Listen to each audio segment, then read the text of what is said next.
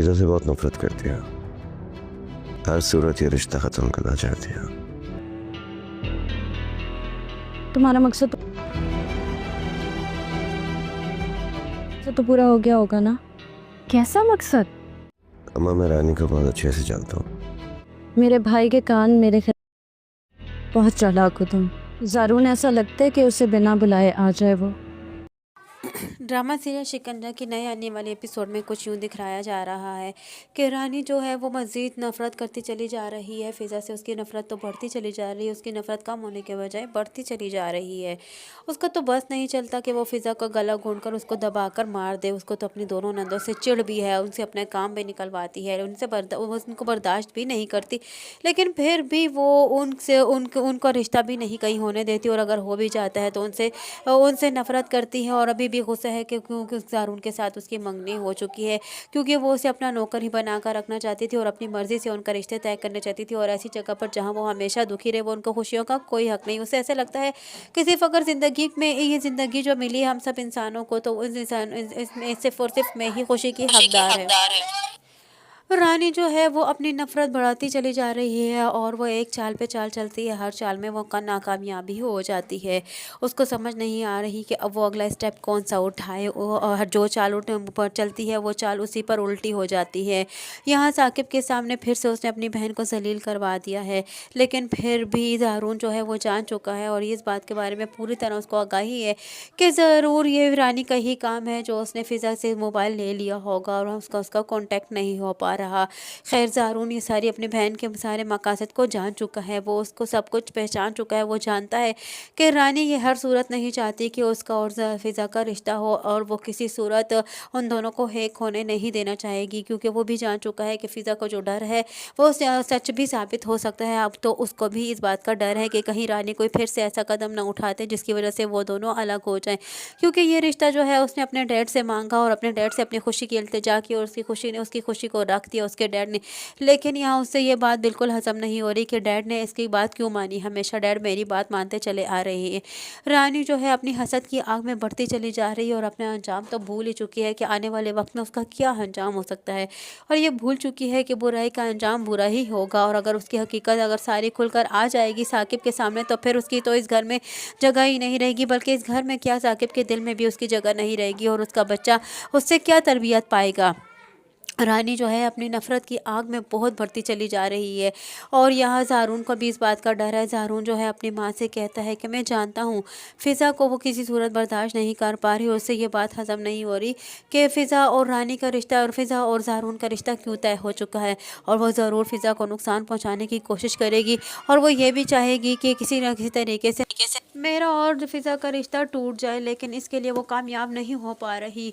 वो उसके सारे मकासद से अपनी माँ को आगाह करता है, लेकिन उसकी माँ उसकी बात पे यकीन नहीं करती कि तुम्हारी गलत फहमी हुई है, तुम्हारी बहन इतनी भी बुरी नहीं है जितना तुम उसे समझ रहे हो, और उसे समझाती और यूँ ज़ारून को खामोश करवा देती है।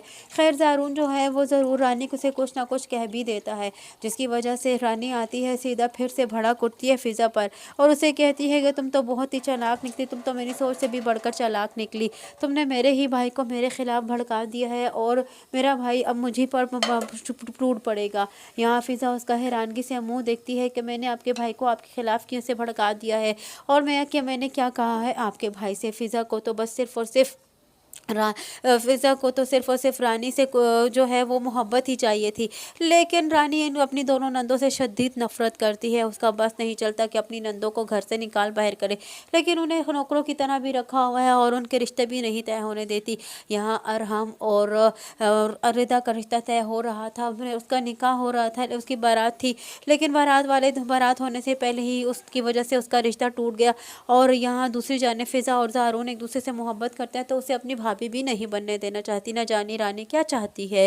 रानी उनकी अच्छी जगह पर रिश्ता नहीं करने देती, वो यही चाहती है कि उसकी नंदे जहाँ जाए वो जुल्म सितम का ही निशाना बने, जैसे कि उसने उनको अपनी जुल्म सितम का निशाना बनाया हुआ है। वो ये चाहती है कि उनके शोहर उनको मारते पीटते रहें और वो इसी तरह उनको देखकर खुश होती रहे। लेकिन रानी नहीं जानती कि जो इंसान किसी दूसरे के लिए बुरा चाहता है तो वो उसके साथ खुद भी कभी अच्छा हो नहीं सकता। जो खड्डा वो अपनी नंदों के लिए खोद रही है, आने वाले वक्त में वो उसी के लिए खुदने वाला है। और और रानी बहुत बुरे अंजाम पाने वाली है। रानी अपना अंजाम भूल चुकी हुई है। रानी को यही लगता है कि हर मैदान में सिर्फ और सिर्फ उसी की जीत होगी। नाज़रीन, यहाँ हम आपको बताते चले कि रानी जब अपने हर मकसद में, हर इरादे में और हर चाल में जब नाकामयाब हो जाएगी तो अगली चाल वो ये चलने वाली है कि वो फ़िज़ा को किडनैप करवाने वाली है। फ़िज़ा को वो किडनैप करवा देगी और यूँ यूँ ये उसके खिलाफ अफवाह फैला देगी। भाई तो उसकी बात पर यकीन कर ही लेगा, साकिब उसकी बात पर यकीन कर लेगा, लेकिन ज़ारून कभी भी रानी की बात पर यकीन नहीं करेगा। जैसे ही ज़ारून ये देखेगा कि फ़िज़ा किडनैप हो चुकी है और फ़िज़ा का कुछ अता पता नहीं है तो ज़ारून समझ जाएगा कि ज़रूर इस काम में भी रानी का हाथ है, और तब वो रानी को बिल्कुल नहीं बख्शेगा और रानी के पीछे पड़ा रहेगा कि मुझे हकीकत बताओ। रानी इतनी ढीठ बनेगी कि वो उसे कोई हकीकत नहीं बताएगी, लेकिन खैर यहाँ रानी का भाई भी एक इंस्पेक्टर है और एक काबिल इंस्पेक्टर है, और वो ज़रूर इस बात की खोज लगा ही लेगा और यहाँ रानी की हकीकत सारी खुलकर साकिब के सामने आ ही जाएगी। और ज़ारून ही वाहिद वो इंसान होगा जो रानी की हकीकत, खुद अपनी बहन की हकीकत जो है वो लेकर आएगी। उसे यही कहेगी कि मेरी बहन एक ऐसी बहन है वो जो अपने सबको अपना मातहत बनाकर रखना चाहती है और हर एक पर अपनी जीत चाहती है, और वो किसी को सामने किसी को नहीं चाहती कि कोई मेरे सामने सर उठाकर बात करे। और ये जब हकीकत सारी खुलकर सामने आएगी कि जो कुछ रानी ने उसके अपने नंदों के साथ किया साकिब के सामने जब खुलकर आ जाएगी, तो साकिब फ़िज़ा और रिदा से बहुत ज़्यादा शर्मिंदा होगा और उन्हें प्यार करेगा, दिलासा देगा और उनसे माफ़ी मांगने के अलावा वो कुछ करेगा कभी नहीं। और यूँ रानी के लिए उसके दिल में शदीद नफरत पैदा हो जाएगी और शायद कि वो रानी को तलाक भी दे दे, और हो सकता है कि वो औलाद की वजह से रानी को तलाक तो ना दे, लेकिन उसे हमेशा नफरत का शिकार निशाना बना कर रखे। और हो सकता है कि आने वाले वक्त में अरहम ही हो जो कि रिदा की मदद करे और फ़िज़ा की मदद करे और रिदा और फ़िज़ा को सब इस बुरे वक्त से निजात दिलाए। हो सकता है कि साकिब जब अपनी बहनों की कदर ना करे तो उसकी बहनें तंग होकर आखिरकार अपने घर के फूफो के घर की तरफ रुख कर दें, और यूँ साकिब जो है अकेला रह जाएगा और तभी जाकर कुछ उसे समझ आएगी कि ये सब कुछ रानी का ही किया धारा था जिसकी वजह से ये सब कुछ हुआ। और न जाने अब चोरी वाली बात के रिदा की शादी वाले दिन चोरी रानी ने ही की थी, ये बात कैसे खुलकर सामने आएगी, क्योंकि ये तो रानी के अलावा कोई भी नहीं जान पा रहा। अभी तक फ़िज़ा भी नहीं जान पा रही कि उसमें रानी का ही हाथ था।